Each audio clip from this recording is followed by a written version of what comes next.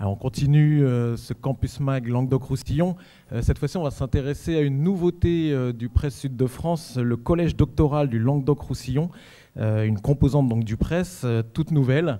Et pour nous en parler, donc Marielle Cadopi, qui est professeure émérite à l'Université Montpellier, qui dirige donc ce collège doctoral, accompagnée d'une doctorante, une jeune doctorante italienne, Serena Venia, qui est doctorante à l'école doctorale CBS2, sciences chimiques et biologiques pour la santé. Bon, peut-être qu'elle nous en dira deux mots sur ses travaux de thèse et ce qu'elle attend d'un tel collège doctoral, mais peut-être déjà quelques mots pour comprendre quelle est la mission d'un tel collège.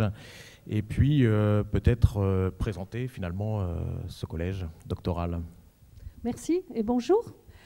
Alors, pour vous parler de ce qu'est le collège doctoral, je pense qu'il faut d'abord que je vous parle de ce qu'est une école doctorale. Les étudiants et les étudiantes, mais je l'emploierai le masculin pour aller un petit peu plus vite, qui veulent passer ce qu'on appelle une thèse ou un doctorat, sont accueillis au sein d'une école doctorale qui regroupe sur une thématique donnée, je prendrai un exemple tout à l'heure, plusieurs étudiants dans des laboratoires de recherche. Et ces écoles doctorales leur offrent aussi une formation scientifique complémentaire à celle qu'ils ont reçue auparavant. Dans la région Languedoc-Roussillon, nous avons 12 écoles doctorales qui vont de Perpignan jusqu'à Montpellier, avec UM1, UM2, UM3, l'Université de Perpignan, donc l'Université de Nîmes, et deux grandes écoles que sont l'École supérieure de chimie et Supagro. Ces 12 écoles doctorales sont extrêmement différentes, puisqu'elles vont de droit, par exemple, en passant par sciences des procédés, sciences des aliments, ou bien sciences du mouvement humain, ou bien littérature, langue et civilisation. Et pour que le fonctionnement de ces écoles doctorales soit le plus harmonieux possible et au service de tous les étudiants, elles ont été regroupées dans une structure qu'on appelait le Collège doctoral du Languedoc-Roussillon, que je dirige, si vous voulez, depuis le 1er janvier 2013. Donc c'est un bébé tout petit encore, et je le dirige avec une gestionnaire administrative qui s'appelle Catherine Morales, qui auparavant s'occupait de la maison des écoles doctorales, qui avait un peu la même vocation, mais qui néanmoins ne regroupait pas toutes ces universités pour tout le Languedoc-Roussillon. Et je pense que la mission du collège doctoral, c'est de mettre au point, entre toutes les écoles doctorales, les modalités d'un fonctionnement le plus concerté possible. Donc on va essayer d'harmoniser des procédures d'inscription, de réinscription, de soutenance.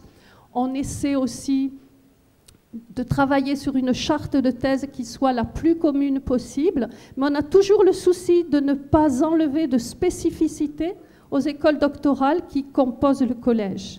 Et on a quand même une mission principale très importante qui est de favoriser l'insertion professionnelle de tous ces jeunes et en particulier de les mettre en relation avec les entreprises. C'est pour ça que nous organisons d'ailleurs des formations spécifiques et transversales de façon à leur faciliter cette insertion. Et je pense que le mieux, c'est peut-être de passer le micro à Serena. C'est ce que j'allais dire, c'est ce que Serena Venia donc, pourra profiter. Donc, vous êtes doctorante italienne. En deux mots, votre thèse porte sur moi, je travaille au CNRS, à l'IGMM, à l'Institut de génétique moléculaire de Montpellier. Je travaille sur l'hépatite C et le cancer du foie. D'accord. Alors, du coup, qu'est-ce que vous attendez d'une telle école doctorale, enfin d'un tel collège doctoral ? Oui, alors, comme on disait, le collège doctoral vient de naître, donc ça fait quelques mois qu'il existe. Et, les étudiants ont beaucoup d'attentes, et en particulier les étudiants étrangers qui souhaiteraient avoir dans le futur un accueil plus spécifique pour les étudiants étrangers, justement pour leur permettre une insertion dans le cadre universitaire et dans le système français en général, tout en sachant que quand ils arrivent, ils ne parlent pas français, pas tous, et donc de leur permettre une insertion plus rapide et plus facile au sein des instituts et au sein des universités.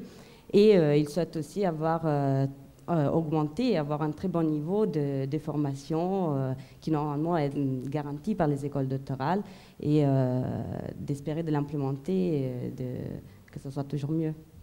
Parfait, merci beaucoup. Bonne continuation dans vos travaux de thèse et puis donc longue vie à ce collège doctoral. Donc précisément, quelques mots de... Je vais en profiter pour vous présenter quand même quelque chose qui est tout nouveau, qui est la couverture unique de thèse pour toutes les écoles doctorales de toute la région du Languedoc-Roussillon. Vous en avez la primeur.